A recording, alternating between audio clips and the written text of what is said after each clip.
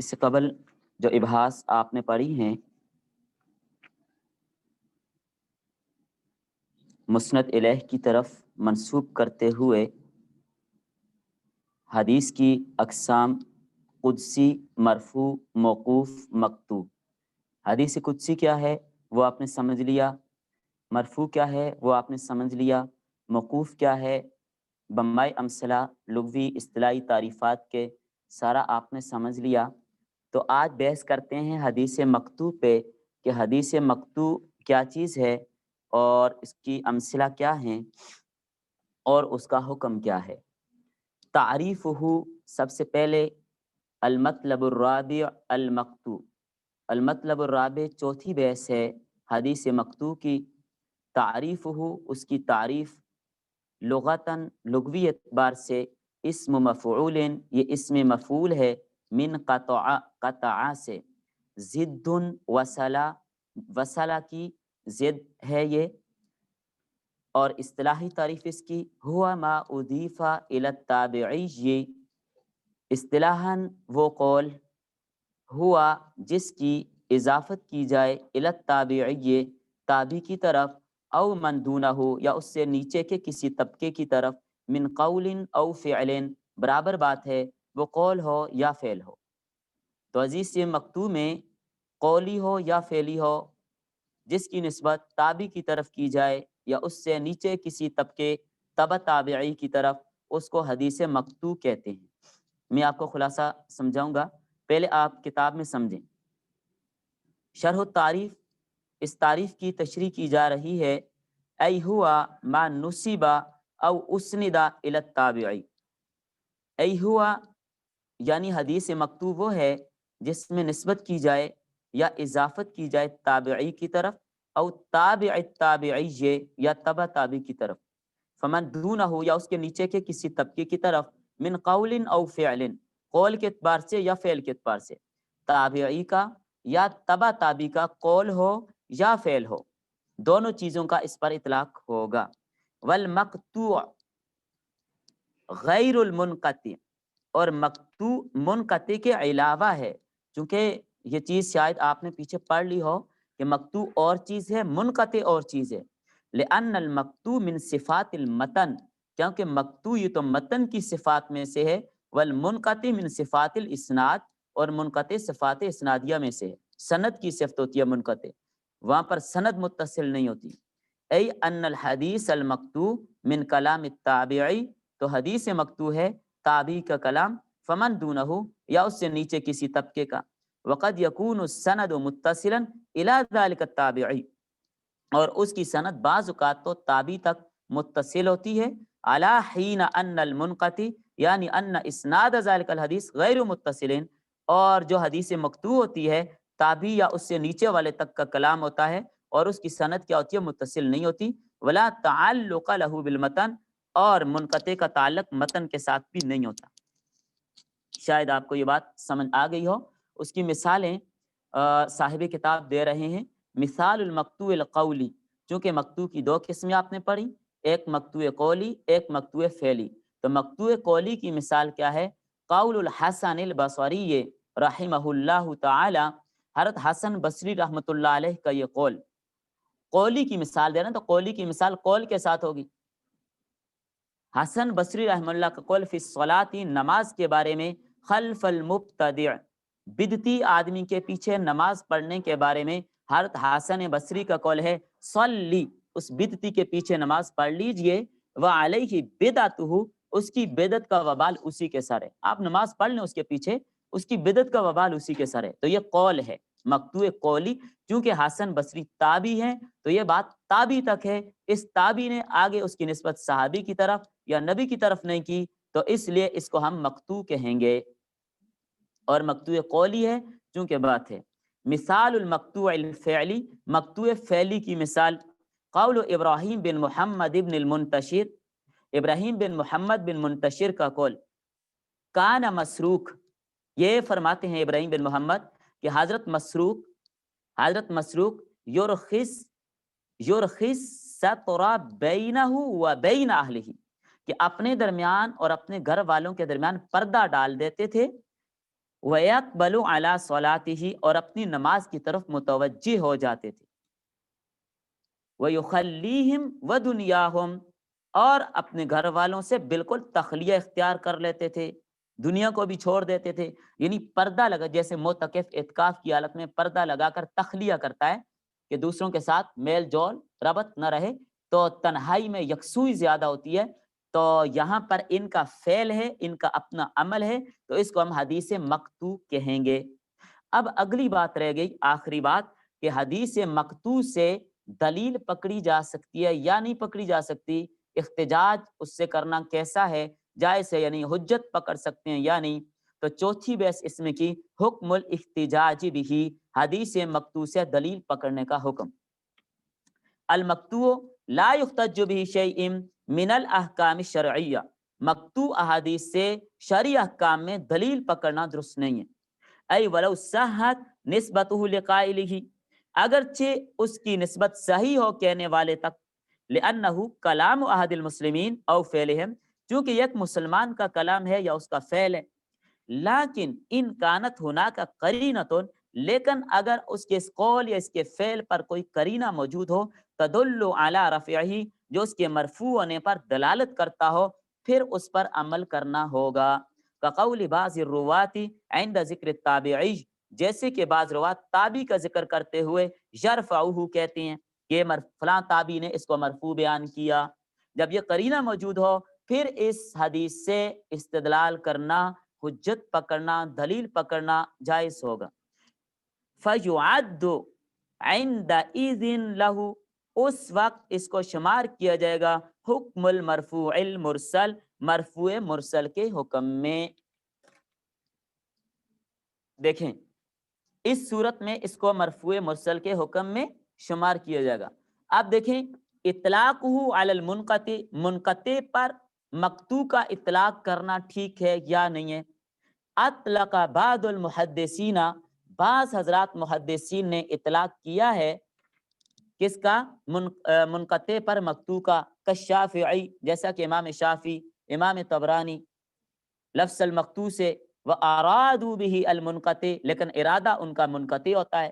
اے الذی لم یتصل اسنادہ، یعنی وہ روایت جس کی سند متصل نہ ہو.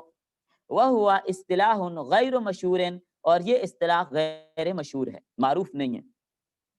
وقد یعتذر للشافعی، اور عذر کیا ہے امام شافعی رحمہ اللہ نے، عذر پیش کیا ہے امام شافعی رحمہ اللہ نے، بأنہ قال ذلك قبل استقرار الاصطلاح، کس وجہ سے؟ اس اصطلاح کی تعیین سے پہلے، اس اصطلاح کو مقرر کرنے سے پہلے ابھی ائمہ محدثین نے یہ اصطلاح متعین نہیں کی تھی کہ پہلے ہی انہوں نے یہ عذر پیش کیا. اما الطبرانی، بہرحال امام طبرانی، فاطلاقہ ذالک یعد تجوزا عن الاصطلاح، تو امام طبرانی رحمہ اللہ نے اس کا جو اطلاق ہے عام اصطلاحات میں اس کو چھوڑ دیا ہے. اور اس سلسلے میں من یہ جو کلام مقطوع کا تذکرہ آپ نے پڑھا یا حدیث منقطوع کا تذکرہ آپ نے پڑھا، اس سلسلے میں مراجع کیا ہیں؟ من مذنات الموقوف والمقطوع، موقوف اور مقطوع روایات کو کس کس نے جمع کیا ہے، اس کے مراجع کیا ہیں؟ تو موقوف اور مقطوع کے مراجع جیسے کہ مصنف ابن ابی شیبہ، مصنف ابن ابی شیبہ، اور شیخ حافظ ابو بکر عبد الرزاق حمام الصنعانی کی مصنف عبد الرزاق، اور تفسیر ابن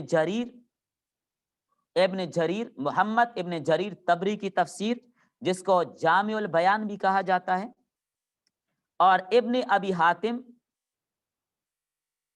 اور ابن منذر کی تفسیر، تفسیر ابن جریر اور تفسیر ابن ابی حاتم وغیرہ. اس طرح اس حوالے سے امام محمد بن ابراہیم النیساپوری کی بھی تفسیر القرآن ہے. اور جو مصنف ابن ابی شیبہ ہے اس کے مصنف کا نام حافظ عبداللہ بن محمد بن ابی شیبہ، اور ان کی کتاب جس کو مصنف ابن ابی شیبہ کہتے ہیں، پورا نام اس کا الکتاب المصنف فی الاحادیث والآثار، یہ اس کا نام ہے. اب یہ جتنی بحث آپ نے پڑھی ہے، ہم المبحث الثانی میں جانے سے پہلے اس کا خلاصہ سمجھیں گے۔ چند لائن میں اپنے پاس خلاصہ نوٹ کیجئے۔ مقتو، آپ کتاب چھوڑیں فی الحال۔ مقتو لغت میں کٹا ہوا، مقتو لغت میں کہا جاتا ہے کٹا ہوا۔ اصطلاح میں ایسا قول اور ایسا فعل جس کی نسبت تابع کی طرف کی جائے۔ آسان کرو، کتاب میں لمبی بحث ہے، آپ کیونکہ وفاق کے لیے یاد کرنا ایسے مشکل ہوتا ہے، آپ آسان آسان یاد کریں، باقی مثالیں آپ کتاب سے یاد کیجیے گا، تعریفیں آپ جو میں آپ کو یاد کرا رہا ہوں آپ یہ یاد کریں۔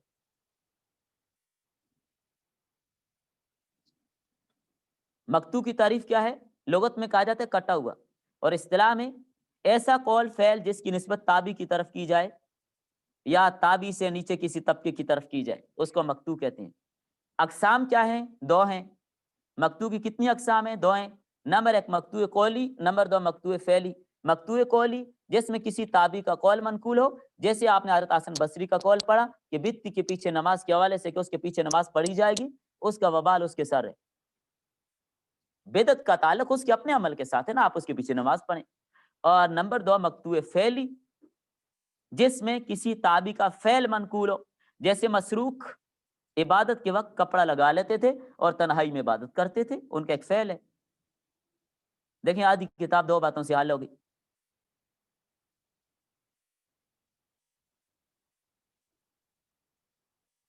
باقی کتب کے حوالے سے بھی آپ نے سمجھ لیا، اور اس کا حکم کیا ہے وہ بھی آپ نے کتاب میں پڑھ لی کہ اس سے حجت پکڑ سکتے ہیں یا نہیں پکڑ سکتے۔ تو جب کوئی قرینہ موجود ہو حدیث مرفوعہ کا، حدیث مرفوعہ کا کوئی قرینہ موجود ہو کہ یہ مرفوع ہے، مرفوع کے حکم میں، پھر تو اس سے حجت پکڑ سکتے ہیں۔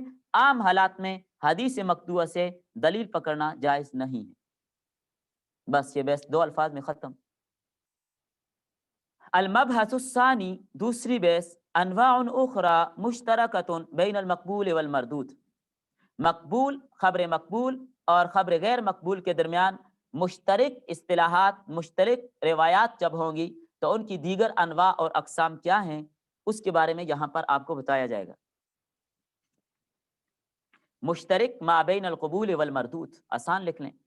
ہم اگلی بحث میں البحث الثانی میں جانے سے پہلے پچھلی بحث کا خلاصہ ایک بار پڑھتے ہیں، تاکہ جو آپ نے سبق گزشتہ پڑھا، آج کا سبق پڑھا، چند الفاظ میں آپ کے ذہن میں بیٹھ جائے۔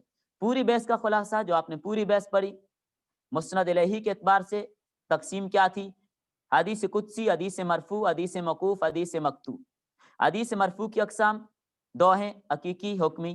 حدیث مرفوع کی اقسام کتنی ہیں؟ چار ہیں، قولی، فعلی، تقریری، وصفی۔ حدیث موقوف کی اقسام تین ہیں، قولی، فعلی، تقریر، یعنی حدیث موقوف کی اقسام قول، فعل، تقریر۔ حدیث مقطوع کی اقسام دو ہیں، قول اور فعل۔ بس پورے 2 دن کے سبق کا خلاصہ 2 لائنوں میں آپ کے پاس آگے۔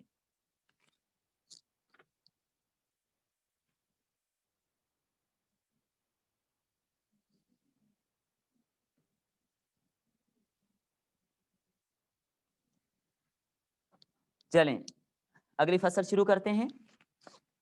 المبحث الثانی وفیہ اربعۃ مطالب، اس کے اندر 4 مطالب بیان کیے گئے ہیں، 4 باتوں پر بحث کی جائے گی۔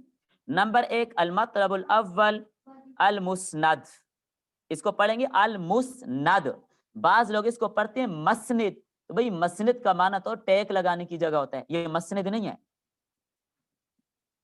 یا مسند بھی نہیں ہے، یہ المسند، یہ فاعل کب بنتی ہے، مفعول کب بنتی ہے، یہ تشریحات میں آگے چل کے بات کرتے ہیں۔ تو پہلی بحث مسند کی۔ المطلب الثانی، دوسری بحث المتصل، متصل کے بارے میں۔ المطلب الثالث، تیسری بحث زیادات الثقات، زیادات الثقات کے حوالے سے۔ المطلب الرابع الاعتبار والمتابع والشاہد، اعتبار، متابع اور شواہد کی۔ یہ 4 بحثیں یہاں پر کی جا رہی ہیں۔ المطلب الاول، پہلی بحث المسند۔ مسند کیا چیز ہے؟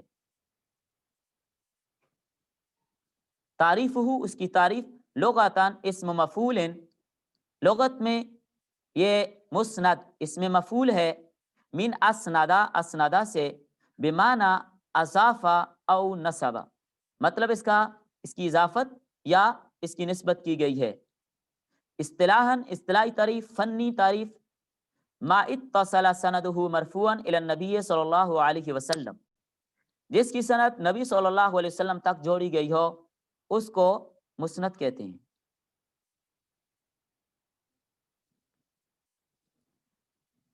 مثالہ، اس کی مثال، ما اخرجہ البخاری، جو جس کو امام بخاری نور اللہ تعالی مرقدہ نے نقل کیا ہے اپنی بخاری میں۔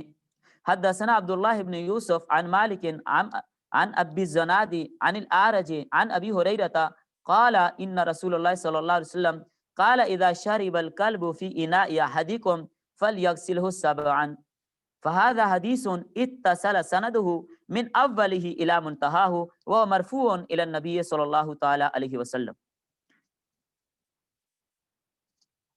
سمجھ آ گئی ہے؟ سمجھا دوں اس کو۔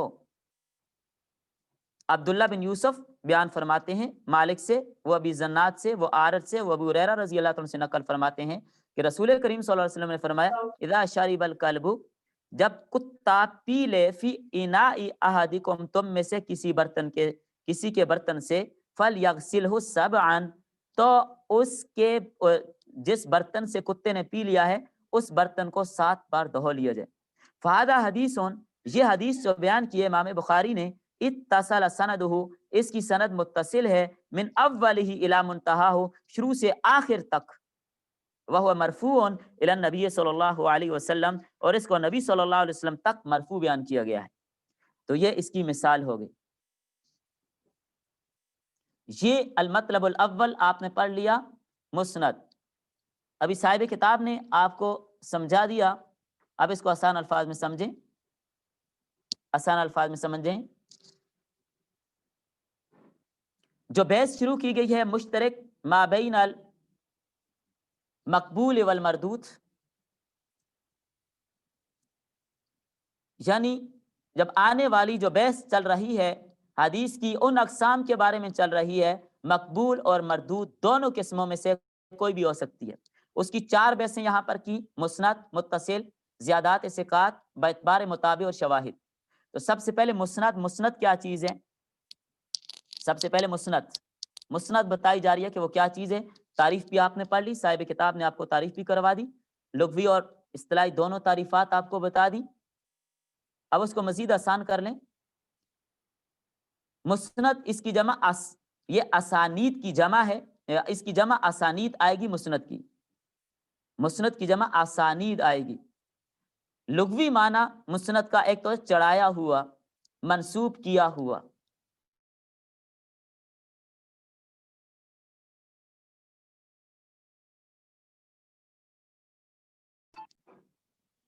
فنی تعریف مسند کی، وہ بات جس کی سند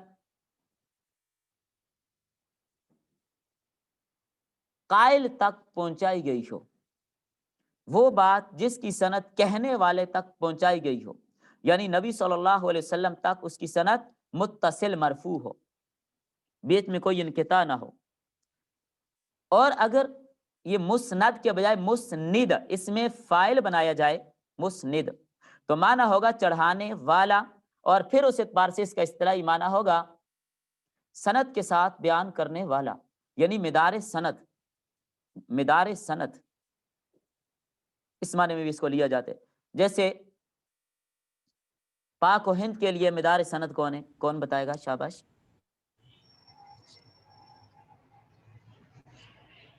مائک بند کر لیں۔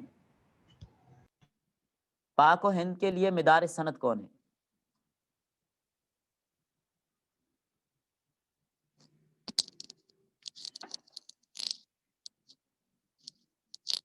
ماشاء اللہ، بالکل، شاہ ولی اللہ محدث دہلوی رحمۃ اللہ علیہ، جس کی سند بھی ہے ہندوستان والوں کے لیے مدار سند شاہ ولی اللہ محدث دہلوی۔ کسی محدث کی سند آپ سے گزرے بغیر آگے چلتی نہیں ہے۔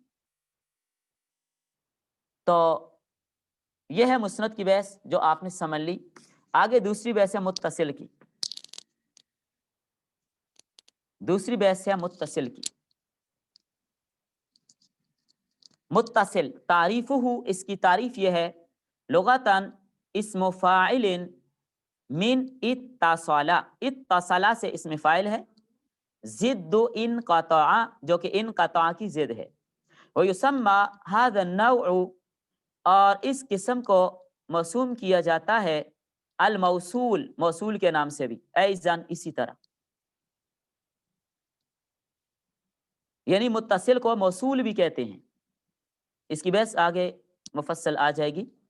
اور اس کی فنی تعریف ما اتصل سندہ جس روایت کی سند کو متصل کیا گیا ہو مرفوعا کانا او موقوفا مرفوع ہو یا موقوف ہو علی من کانا برابر بات ہے اس میں کوئی عرض کی بات نہیں ہے اس میں کوئی رعایت نہیں رکھی جائے گی چاہے وہ مرفوع ہے یا موقوف ہے اس کی سند کو متصل کیا گیا ہو. مثالہ اس کی مثال متصل المرفوع چونکہ دو چیزیں ہیں مرفوع یا موقوف متصل میں دو باتیں ہوں گی سند مرفوع ہو یا موقوف ہو. مرفوع کی مثال مالک عن ابن شہاب عن سالم ابن عبد اللہ عن ابیہ عن رسول اللہ صلی اللہ علیہ وسلم انہ قال کذا. اب یہ متصل ہے پوری سند متصل. اور موقوف کی مثال متصل موقوف مالک عن نافع عن ابن عمر انہ قال کذا. موقوف ہو گئی صحابی تک بات رک گئی نبی صلی اللہ علیہ وسلم تک نہیں پہنچی تو موقوف رہ گئی. مرفوع سند نبی صلی اللہ علیہ وسلم تک پہنچ رہی ہے راوی سند نبی صلی اللہ علیہ وسلم تک بیان کر رہے ہیں اور موقوف صحابی تک بیان کر کے چپ ہو جاتا ہے. حال یسمى قول التابعی متصلا. دیکھیں یہ بحث تو گزر چکی صاحب کتاب تفصیلاً آپ کو بتا چکے یہ بات آپ کو تفصیلاً سمجھا چکے کہ حدیث مرفوع وہ بھی متصل ہو سکتی ہے موقوف وہ بھی متصل ہو سکتی ہے لیکن تابعی کا قول متصل ہو سکتا ہے یا نہیں. حال یسمى قول التابعی متصلا کیا تابعی کا قول متصل ہوگا یا نہیں ہوگا.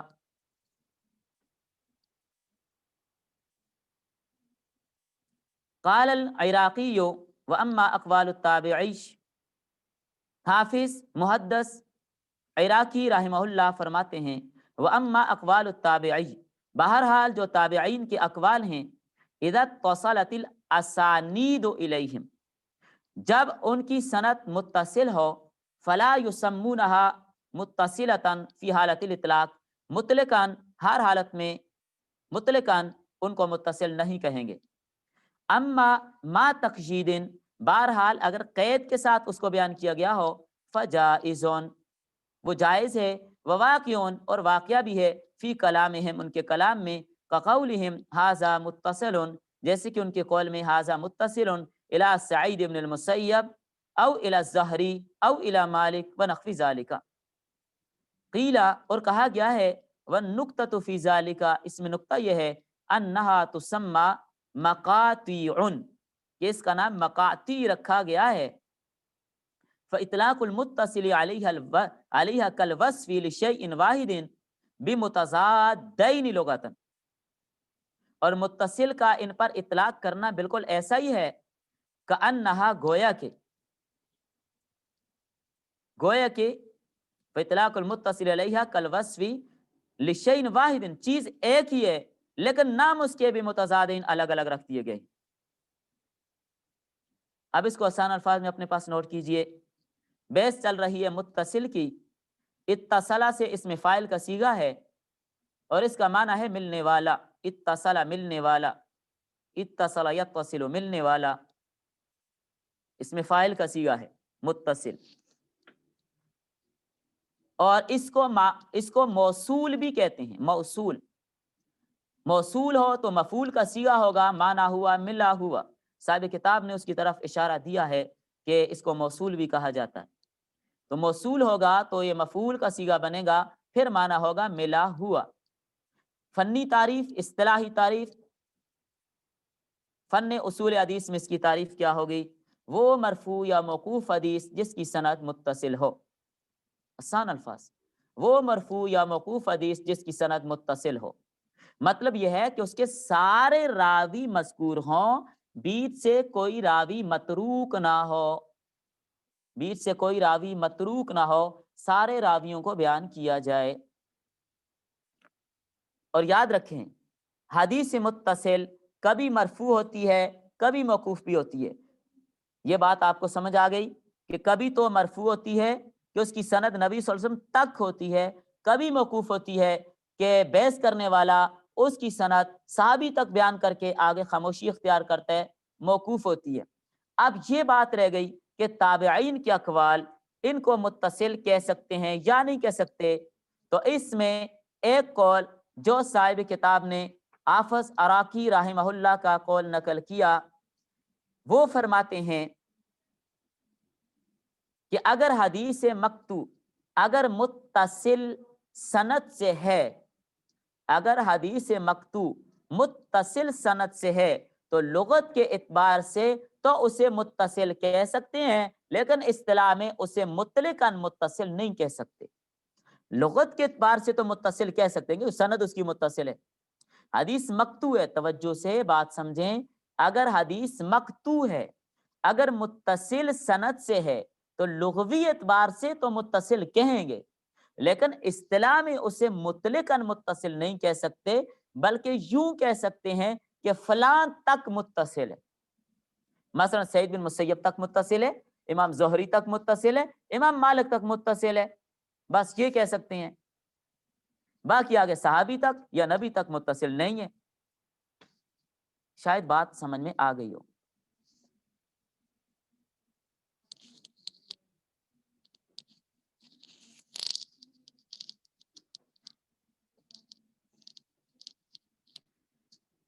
المطلب الثالث زیادات الثقات, زیادات ثقات. المراد بزیادات الثقات, زیادات ثقات سے مراد کیا ہے؟ زیادات ثقات سے مراد کیا ہے؟ الزیادات جمع زیادت, زیادات زیادت کی جمع ہے. والثقات جمع ثقات, اور ثقات ثقہ کی جمع ہے. والعدل الضابط, اور ثقہ کس کو کہتے ہیں؟ عدل الضابط, عادل ضابط, مضبوط حافظے والا, بات کو ضبط کرنے والا. والمراد بزیادت الثقات, ثقہ کی زیادت سے مراد کیا ہے؟ ما نراہ زائدا, ما نراہ زائدتا من الالفاظ فی روایت بعض الثقات, جن الفاظ کو ہم زیادہ دیکھتے ہیں بعض ثقات کی روایات میں,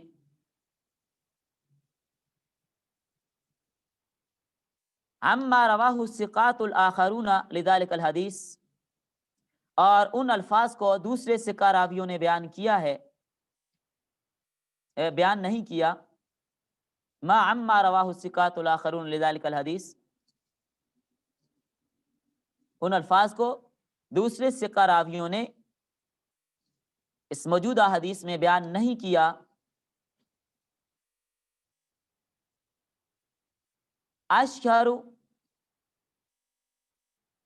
اور اس کا اہتمام کرنے والے, منی تنابہا, جو مشہور لوگ ہیں وہ کون ہیں؟ چونکہ یہ بہت باریک مسئلہ ہے, باریک بحث ہے, بالکل بہت ہی دقیق بحث ہے یہ. زیادات ثقات میں بہت کم لوگوں نے اس پر لکھا ہے, بہت کم لوگوں نے اس پر لکھا ہے. زیادہ زیادہ 3 لوگوں کے نام ذکر کیے ہیں کہ ان 3 لوگوں نے اس پر بحث کی ہے.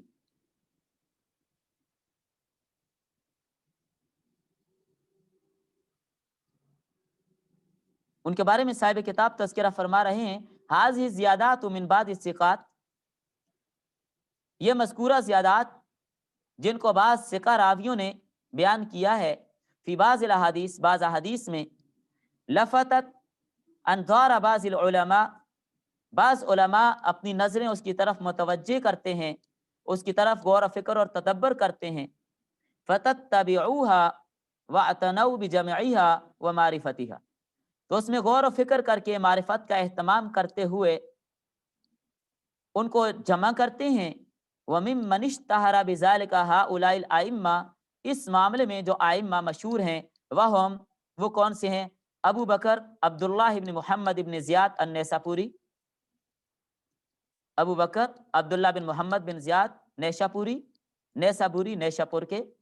ابو بکر عبداللہ بن محمد بن زیاد نیشاپوری. نمبر 2 ابو نعیم الجرجانی رحمہ اللہ تعالی.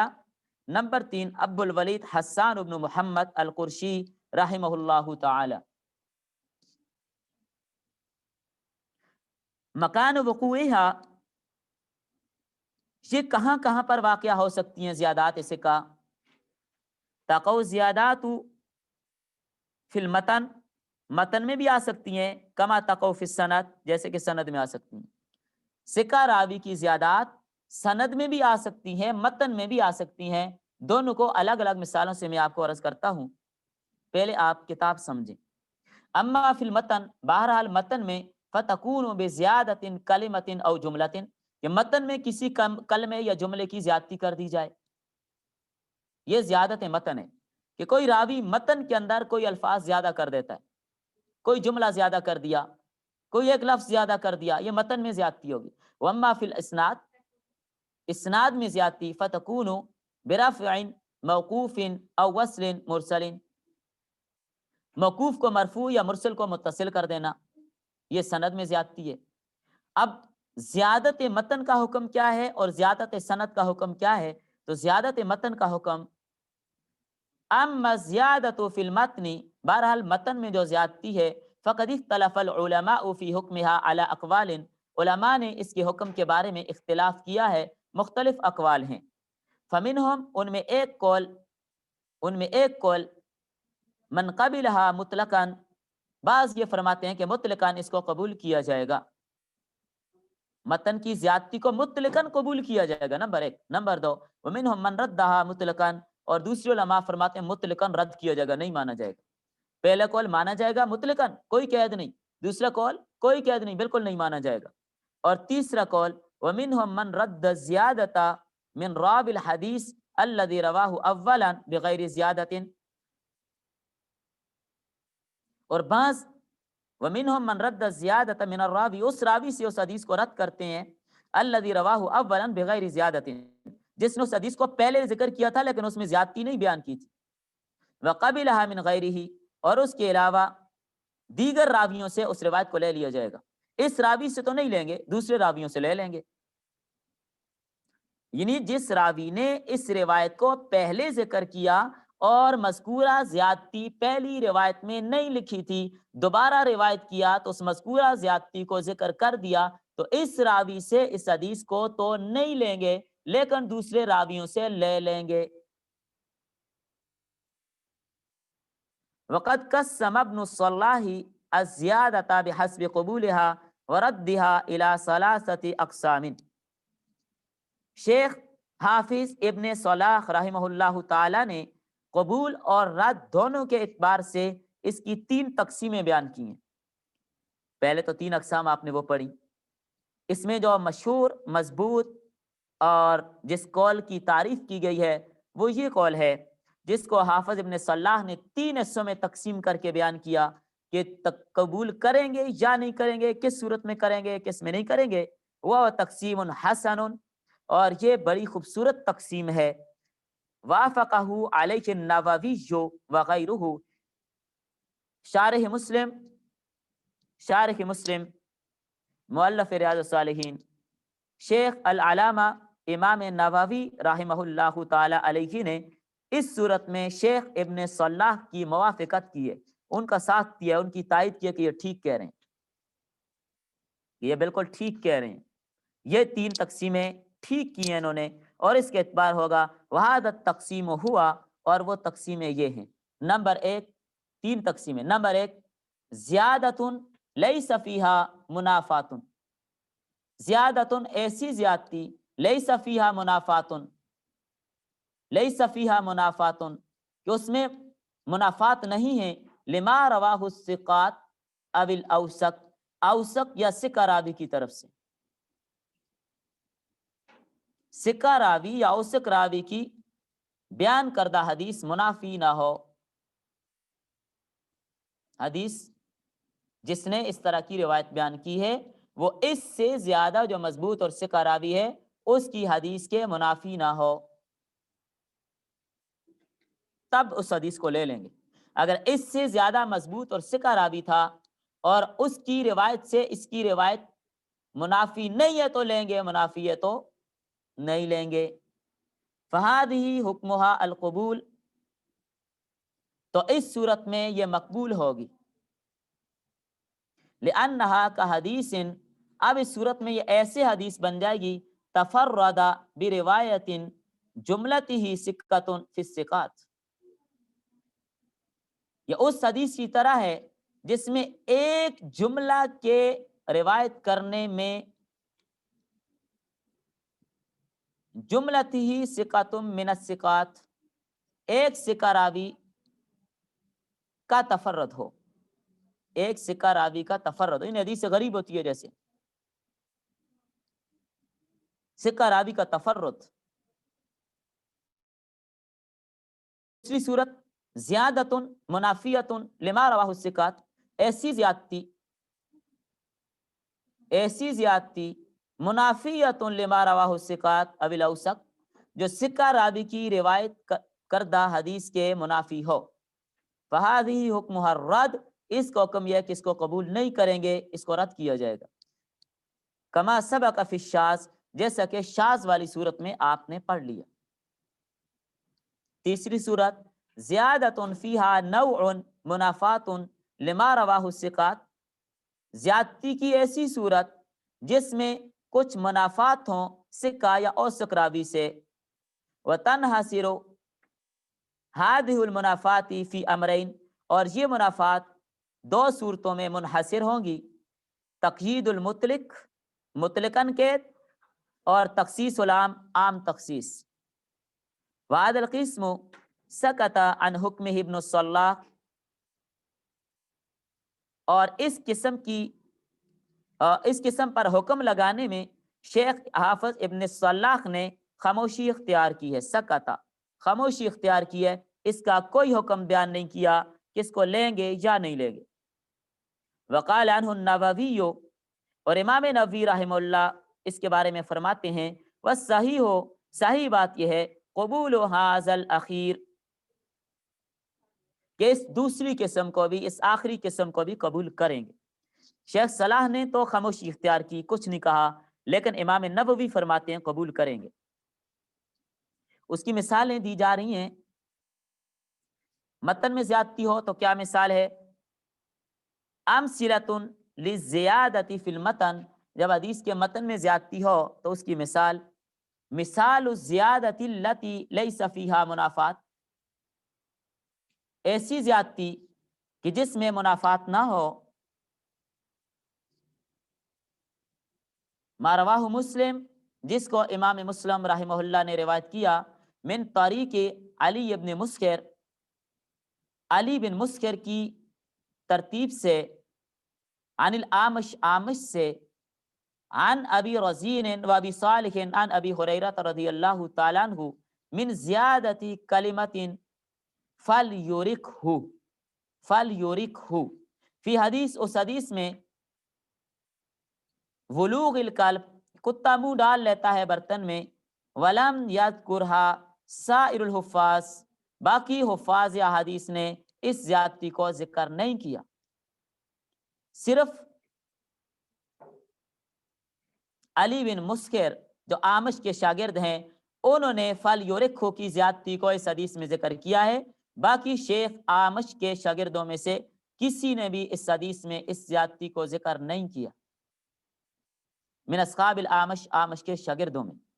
وانما رووہ ہکذا، انہوں نے صرف اسی طرح اس کو روایت کیا ہے، اذا ولغ الکلب فی اناء احدکم فلیغسلہ 7 مرار، بس یہ بیان کیا ہے، فلیورکھو بیان نہیں کیا، یہ زیادتی علی بن مسکر کی ہے۔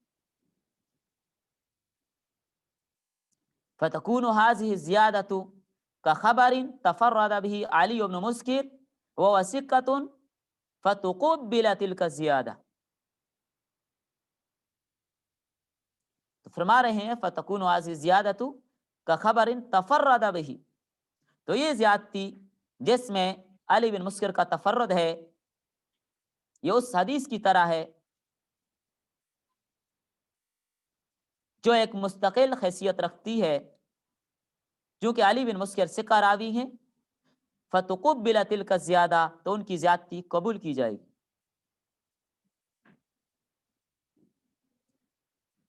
نمبر 2، مثال لزیادت المنافیت، ایسی زیادتی، مثال اس زیادتی کی مثال، لزیادت المنافیت، جس کے اندر منافات پائی جا رہی ہو۔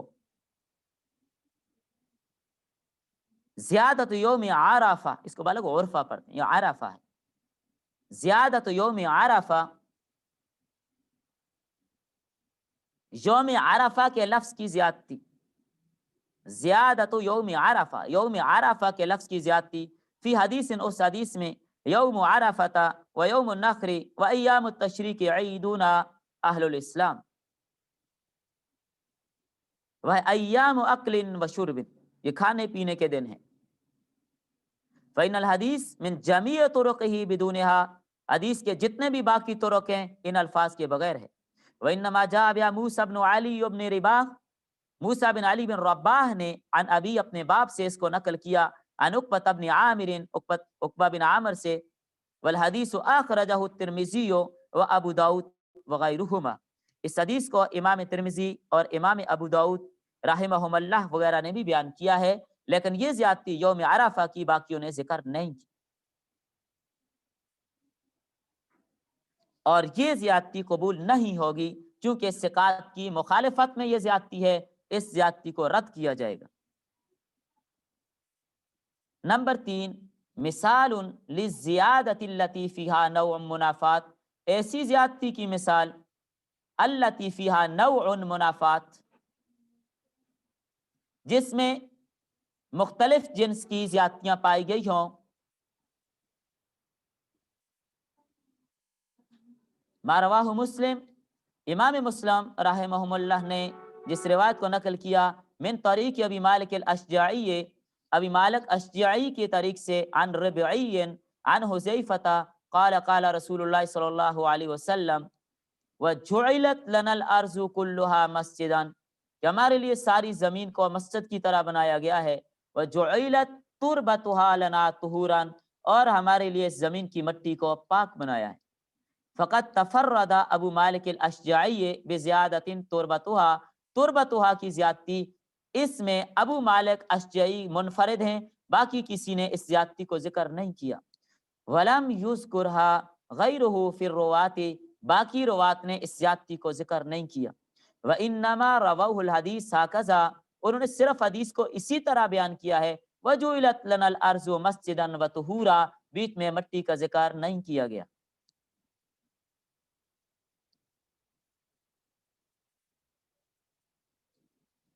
سند میں زیادتی ہو جائے تو کیا ہوگا؟ یہ متن کی زیادتی کے مسائل آپ نے پڑھے، متن کی زیادتی میں کون سی بات قبول ہوگی، کون سی قبول نہیں ہوگی، اس میں کیا تفصیل ہے یہ آپ نے سمجھ لی۔ سند میں اگر زیادتی ہو، سند میں کسی راوی کا اضافہ کر دیا جائے، کسی جملے کا اضافہ کر دیا جائے، اس حدیث کا حکم کیا ہوگا؟ مقبول ہوگی، مردود ہوگی۔ اما زیادت فی الاسناد، بہرحال سند میں زیادتی، فتنسب ہنا علی مسئلتین، یہ موقوف ہوگی یہاں پر دو مسئلوں میں۔ رئیس، کون سی دو مسئلے؟ رئیسیتین، جو بڑے مضبوط مسئلے ہیں، جو سردار کی حیثیت رکھتے ہیں، ایسے مسئلے ہیں، اہم ترین مسئلے ہیں۔ یکسر وقوعہما، اور ان کا وقوع ہونا اکثر ہے، وہما تعارض الوصل من الارسال، کیا مطلب؟ وہما تعارض الوصل من الارسال، وصل کا ارسال کے ساتھ تعارض آ جانا، و تعارض الرفع مع الوقف، اور مرفوع کا موقوف کے ساتھ تعارض آ جانا۔ اما باقی الصور الزیادتی فی الاسناد، بہرحال باقی جو زیادتی کی صورتیں ہیں، فقط افرد العلماء لہا ابحاثا خاصتا، اس کے لیے علماء نے الگ بحثیں کی ہیں، اور مثل المزید فی متصل الاسانید، جیسے کہ المزید فی متصل الاسانید کے نام سے اس پر کتاب بھی لکھی گئی ہے، تو یہ ایک الگ موضوع اور الگ بحث ہے۔ ہذا وَقَدِ اخْتَلَفَ الْعُلَمَاءُ فِي قُبُولِ الزِّيَادَةِ وَرَدَّهَا، تو اس زیادتی کو قبول کرنے اور اس زیادتی کو وردہ رد کرنے میں علماء کے جو اقوال ہیں علی اربعۃ اقوال، 4 اقوال ہیں، وہیا اور وہ یہ ہیں۔ نمبر 1، الحکم لمن وصلہ او رفعہ،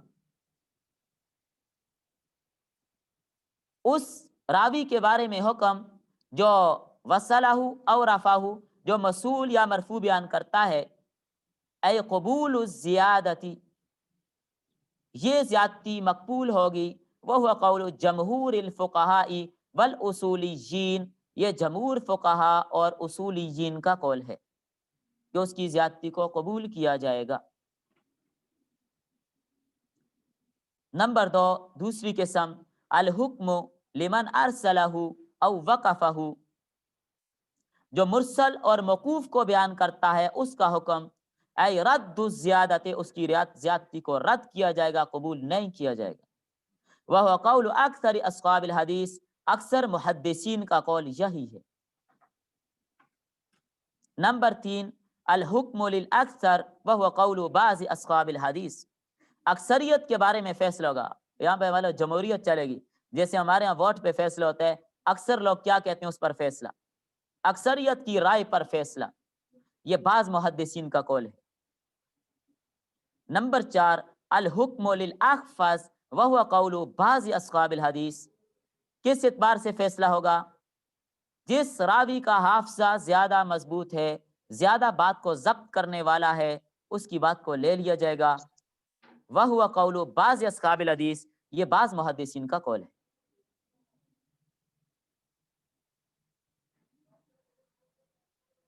ومثالہ، اس کی مثال، لا نکاح الا بولی والی حدیث، لا نکاح الا بولی، ہدایہ میں آپ نے تفصیلاً اس پر بحث پڑھ لی۔ رواہ یونس ابن ابی اسحاق السبیعی وابنہ اسرائیل وقیس بن ربیع عن ابی اسحاق مسندا متصلا، ورواہ سفیان الثوری وشعبۃ بن الحجاج عن ابی اسحاق مرسلا، جس روایت کو شیخ یونس بن ابی اسحاق سبیعی اور ان کے بیٹے اسرائیل قیس بن ربیع نے شیخ ابو اسحاق سے مسند اور متصلاً بیان کیا ہے، اور ورواہ سفیان الثوری و شعبۃ بن الحجاج عن ابی اسحاق مرسلا، اور شیخ سفیان ثوری اور شعبہ بن حجاج اور ابو اسحاق نے اس کو مرسل بیان کیا۔ گنجان بحث ہے، کچھ آسان الفاظ میں اس پر بحث کر لیں تاکہ آپ کے لیے بات آسان ہو جائے۔ بہت گنجان بحث ہے اور اس کو سمجھنا بھی بہت ضروری ہے۔ دیکھیں، اللہ کرے کہ آپ کو سمجھ آ جائے۔ زیادتی ثقات کی بحث چل رہی ہے، اس کا مطلب یہ ہے جو آپ نے زیادتی ثقات کی بحث آپ نے شروع سے پڑھی اور اس پر مثالیں اور اس پر ساری بحث، یہ کافی لمبی بحث آپ نے پڑھی ہے، اب اس کو آپ نے سمجھنا ہے کہ اس کا مطلب کیا ہے۔ زیادتی ثقات، اس کا مطلب یہ ہے سکہ راویوں کی احادیث میں منقول وہ زائد الفاظ، وہ زائد کلمات جو دوسرے راویوں نے ذکر نہیں کیے،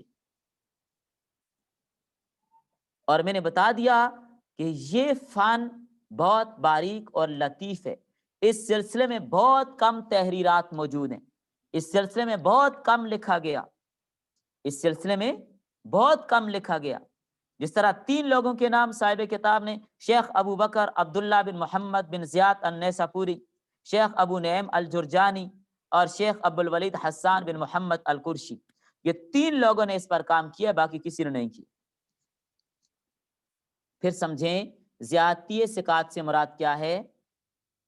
سکہ راویوں کی احادیث میں منقول وہ زائد باتیں، وہ زائد جملے، وہ زائد کلمات جو دوسرے راویوں نے نہیں لکھے، یہ زیادتی کبھی تو متن میں ہوگی، متن کے کسی جملے میں اضافہ ہوگا، کبھی سند میں کسی راوی کا اضافہ ہوگا۔ یعنی سمجھے بات کو اور آسان کر رہا ہوں. ایک حدیث سے اس کو 50 راویوں نے بیان کیا، لیکن ان 50 راویوں نے جو الفاظ بیان کیے وہی الفاظ ہیں، کوئی زائد الفاظ بیان نہیں کیے. ایک راوی ہے تو سکہ مضبوط کامل الضبط عادل ہے، لیکن اس نے ایک لفظ کی اس میں زیادتی کی ہے. ایک تو یہ صورت متن کی زیادتی، اور ایک حدیث وہ ہے کہ کچھ راوی اس حدیث کو بیان کرتے ہیں لیکن سلسلہ سند میں کسی راوی کا نام نہیں لیتے، لیکن ایک راوی ایسا آ گیا کہ سلسلہ سند میں کسی اور راوی کا نام بھی بیان کر رہا ہے، تو یہ سند میں اضافہ. پھر سمجھیں، یہ زیادتی کبھی تو متن کے کسی جملے میں ہوگی اور کبھی سند کے کسی راوی میں اضافہ ہوگا. اور موقوف کو مرفوع اور مرسل کو موصول کیا جاتا ہے. اس میں اس زیادتی کا حکم کیا ہے؟ کتاب میں آپ نے پڑھ لیا، یاد ہوگا. زیادتی کا حکم، بعض علماء نے اس زیادتی کو قبول کیا ہے، بعض نے قبول نہیں کیا. بعض نے مطلقاً قبول کیا کہ ٹھیک ہے، بعض کہتے ہیں بالکل ٹھیک نہیں ہے، پھینک دو اس کو. اور شیخ ابن السلاق نے 3 اقسام کے اندر اس کی تقسیم کی ہے. 3 اقسام متن کی زیادتی، نمبر 1، نمبر 2، نمبر 3 کیا ہے؟ پہلے اس کو سمجھیں. متن کی زیادتی اس کی 3 صورتیں ہوں گی. نمبر 1 وہ زیادتی جو منافی ہوگی، نمبر 2 وہ زیادتی جو غیر منافی ہے، نمبر 3 وہ زیادتی جس کے اندر بہت ساری وجوہات ہیں. یہ شیخ ابن سلاق کی پوری بات کا میں نے آپ کو خلاصہ بتایا کہ متن میں زیادتی کی 3 صورتیں ہیں. شیخ ابن سلاق نے جس کو لکھا، امام نووی نے اس کی تائید کی اور اس کو پسند کیا کہ اس کی 3 صورتیں ہیں. نمبر 1 کہ زیادتی منافی ہوگی، نمبر 2 زیادتی غیر منافی ہوگی، نمبر 3 زیادتی منافی بعض وجوہ کی وجہ سے ہوگی، بعض کی وجہ سے نہیں ہوگی. خلاصہ پوری بحث کا آپ نے سمجھ لیا. اب اس کو سمجھیں، بلکہ یوں آپ لکھ لیں، متن میں زیادتی عنوان لکھیں، نیچے لکھیں اس کی 3 صورتیں ہیں. نمبر 1 زیادتی منافی ہوگی، نمبر 2 منافی نہیں ہوگی، نمبر 3 بعض وجوہ کی وجہ سے منافی ہوگی. اب ایک ایک پر بات کریں. نمبر 1 زیادتی جو منافی ہوگی، ایسی زیادتی جو دوسرے ثقات یا اوثق راوی کی روایت کے منافی ہو اور معارض ہو. ایسی زیادتی اور اضافہ مردود ہے. جیسے کہ شاذ کا حکم ہے، اس کا بھی وہی حکم ہوگا. جیسے ابھی آپ نے پڑھا یوم عرفہ کی زیادتی صرف موسیٰ بن رباح کی زیادتی ہے، یہ باقی کسی اور سند اور طرق میں نہیں آئی. نمبر 2 وہ زیادتی جو غیر منافی ہے، وہ زیادتی جو دوسرے ثقات کی روایت کے معارض اور منافی نہیں ہے. یہ زیادتی ثقہ کی مستقل روایت کے درجہ میں مقبول ہوتی ہے.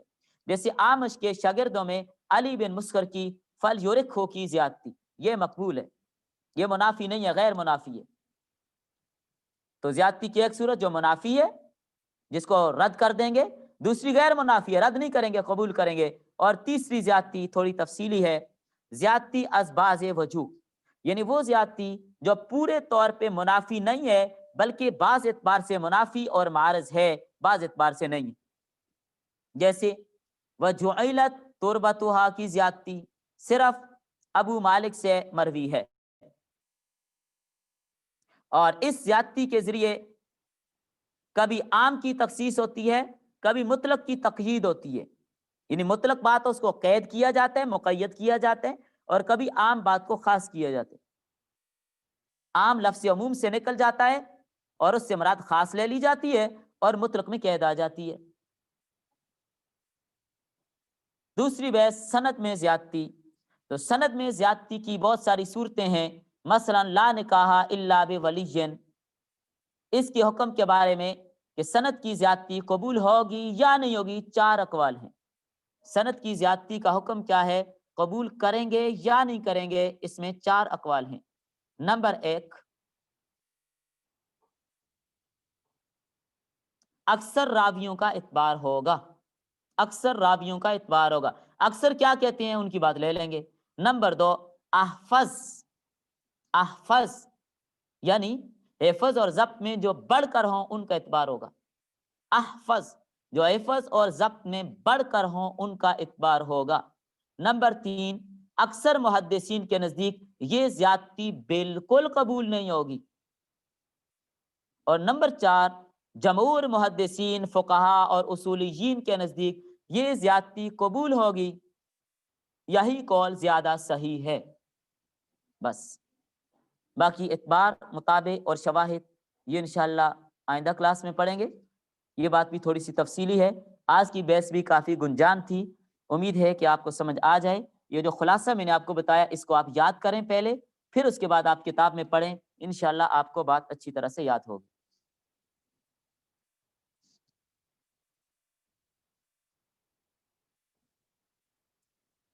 آپ کو جو الگ الگ میں نے لکھوایا ہے، آپ اس کو ایک بار ایک نظر دیکھیں، دوسری بار دیکھیں، تیسری بار دیکھیں، سارے مسائل حل ہو جائیں گے۔ اس لیے میں نے الگ الگ خلاصہ آخر میں نکال کر آپ کو سمجھایا تاکہ آپ کے لیے کوئی مشکل باقی نہ رہے۔ انشاءاللہ نہیں مکس ہوگا۔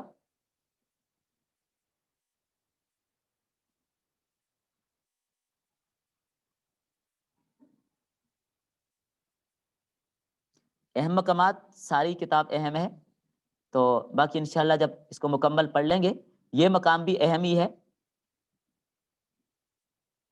چونکہ یہاں پر جو بحث ہے اس میں کافی الجھاؤ ہے، کافی الجھاؤ ہے۔ کوشش تو میں نے کی ہے، زیادہ زور لگایا تاکہ آپ کو اچھی طرح سے سمجھ آ جائے، اللہ کرے کہ سمجھ آ جائے۔